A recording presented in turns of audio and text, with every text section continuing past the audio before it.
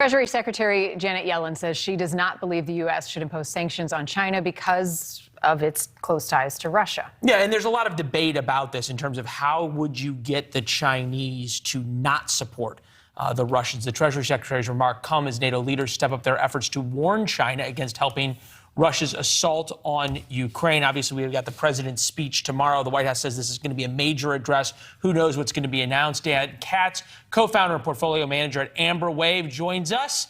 Also, former Treasury Department official who was involved in these sanctions. Dan, on the continuum of 1 being what was happening before the war, 10 being the absolute maximum pressure that could be applied with sanctions to Russia, where are we? I'd say we're at about a 5 today. Certainly there was a significant escalation when the conflict got underway, in particular with the actions that the U.S., the EU, and other jurisdictions took against the Russian central bank. But there's still a lot more that can be done, and most of what can be done is really in the energy sector. You talked about the possibility of going after China earlier, but there's really no need to reach that question while the EU is still buying billions of dollars of energy products from Russia every single week. There's a lot more that we can do and control within our own, that's within our own control before we start talking about really extreme measures. The one thing I can't quite understand is we are still buying or allowing the import of some Russian goods. As I understood it, Russian metal products and a lot of their high-value products coming into the United States for manufacturing are still allowed. That's right. And in fact, actually, the administration did announce a prohibition on the imports of Russian oil domestically, but there's actually a grace period associated with that. So it won't even be until May until those prohibitions fully come into force. So there is still plenty that can be done in terms of reducing Russia's ability to monetize its energy reserves. Dan, one thing that caught my attention today, Europe gets about 40% of its gas from Russia. Explain President Putin's demands for the ruble payments for gas, the larger implications of that, not just in the week to come, but in the months to come. I think it's a bit early to really judge what it means. I think the comments were blustering, and we'll see if the Russians actually take the step to reverse the contractual agreements that are in place where Russian gas is paid for in other currencies other than the ruble.